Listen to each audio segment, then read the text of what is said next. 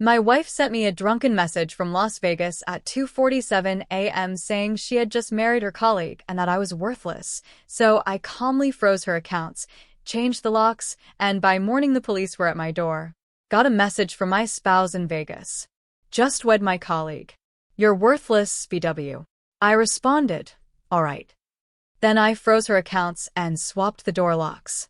Following morning, officers showed up at my place. Me, 34 years old, male, received the message at 2:47 a.m. on a Tuesday. My spouse, Linda, 31, was meant to be at a business conference in Vegas. The text came with a picture of her and William, her colleague, displaying marriage documents outside some cheap chapel. The complete message said, "Just wed William. Been having an affair with him for 8 months. You're worthless, by the way.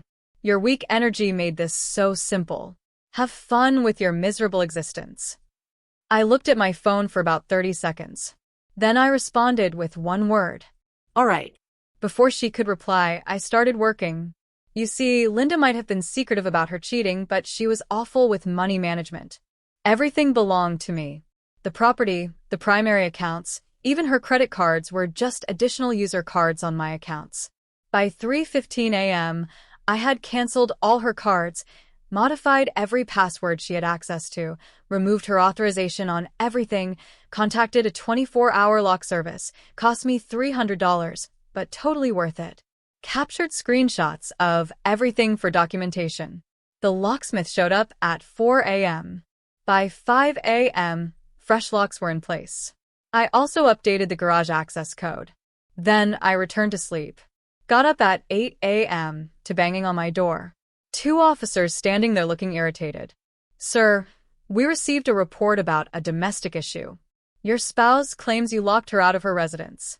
I displayed the Vegas wedding text to them. "She's no longer my spouse. She married another person 5 hours ago." The senior officer's eyebrows raised. The junior one attempted to maintain composure, but I noticed his lip twitch. "She's claiming you took her possessions and funds." "Officers, I have proof showing this is my property bought before our marriage. The credit accounts were under my name. She was merely an additional user. I haven't touched any of her personal items." They requested to confirm the text was genuine. I showed them my device, the timestamp, everything. The senior officer sighed. "Ma'am, he spoke into his radio. You need to resolve this through legal counsel. We cannot make him allow you entry if you wed someone else." I heard shrieking through their radio. Linda was furious. The officers departed after cautioning me not to damage her belongings. I promised them everything would be waiting for her outside. Update 1. Wow, this exploded. To address frequent questions. Yes, this actually happened. No, we have no children. Thank goodness. Yes, I'm hiring legal representation. So Linda appeared that afternoon with William, her mother, Barbara, and her sister Susan. William appeared like he wished to be somewhere else. Guess the Vegas excitement faded quickly when he discovered his new spouse was without home and money. They attempted everything. Barbara threatened to contact officers again. I reminded her how that ended. Susan labeled me a controlling maniac. William tried acting intimidating until I mentioned forwarding their wedding picture to HR at their workplace. They maintain a strict anti-relationship policy. Linda cried hysterically about how I was financially controlling her. I had already organized her belongings in containers and placed them in the garage. Informed them they had 1 hour to pack and depart. The greatest part, Linda attempted using her credit card at the moving truck rental. Rejected. William had to cover it. His expression was amazing. But here's where things get interesting. My attorney contacted me yesterday. Linda's attempting to claim she was intoxicated and coerced into the Vegas wedding. She wants it canceled and wants to claim ownership of our property since we were still legally married when she departed for Vegas. My attorney actually chuckled. She provided you written evidence of infidelity and polygamy. She's finished. Also discovered through common friends that William's been residing in his mother's basement. He assumed Linda had wealth. Haha. More updates coming. This is nowhere near finished. Update 2. Prepare yourself, because Linda went completely insane first.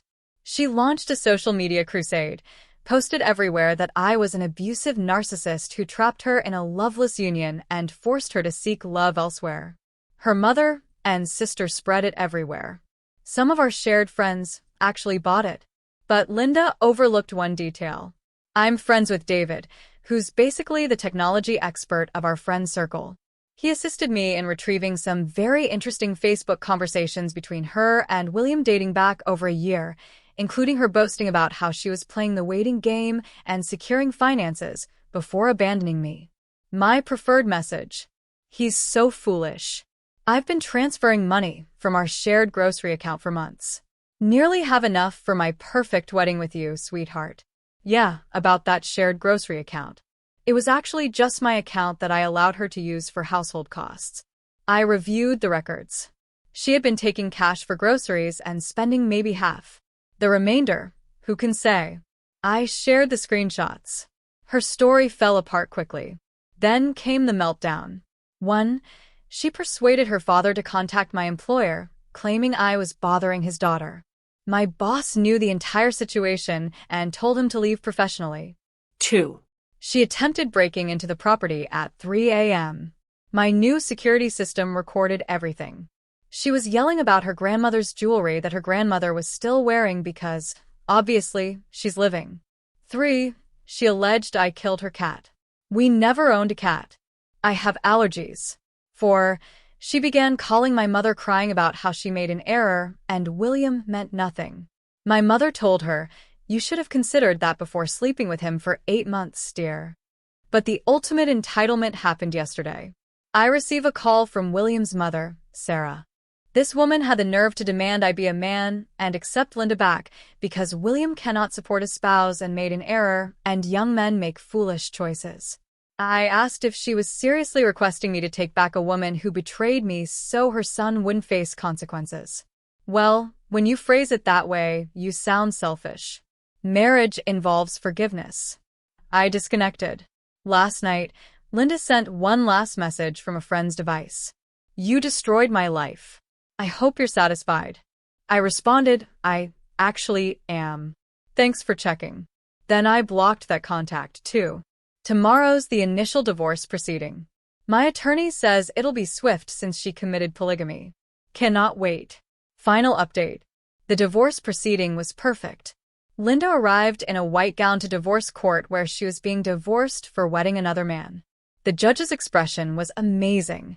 Her attorney tried arguing that the Vegas wedding was invalid because she was emotionally troubled and under pressure from William. The judge inquired what pressure meant in this situation. He made promises to her, convinced her leaving her marriage was the only choice. My attorney stood. Your Honor, I have 73 pages of Facebook conversations showing Mrs. Pardon Me. What surname is she using now? Anyway, showing the defendant actively organizing this for over a year, the judge examined them. His expression changed from professional to disgusted to nearly entertained. Ma'am, did you compose? And I quote, cannot wait to see his foolish expression when he realizes I took him for everything. Linda became red. That was misunderstood. What context makes that acceptable? Silence. The divorce was approved. She received her personal items, her vehicle that she's still paying for, absolutely nothing more. She must pay me support for 6 months because I funded her through her certification course last year. It's only $500 monthly, but the fury on her expression was worth millions. Outside the courthouse, Barbara started screaming about how I was robbing her baby. Susan attempted throwing coffee at me, but missed and struck Sarah, William's mother, who had appeared to support young love. The coffee battle that followed between the two mothers was something. Security intervened. Plot twist. William wasn't even present. According to Sarah's screaming, he had already moved on with a 22-year-old bartender he met at his wedding reception, aka the casino bar. Linda collapsed sobbing. Not attractive tears, complete ugly crying, mucus, and everything. She kept screaming. This isn't how it was meant to happen. Her sister tried consoling her. It's fine, sweetie. You can stay with me. I cannot. Your apartment smells like cats and depression. Even Susan appeared finished after that. Last I heard through gossip, Linda's living with her parents. Williams engaged to the bartender. Their company terminated both of them for the relationship policy. Barbara's been prohibited from 2 coffee shops for harassing workers who resemble that jerk. Susan posted about removing toxic family members. Sarah is suing Linda for emotional harm to her son. As for me, I'm doing fantastic. Sold the property for way above asking. Market's crazy or relocating to a nice condo downtown. Started dating Jennifer from my gym. She thinks the entire story is funny and brings me coffee with "Not William" written on the cup.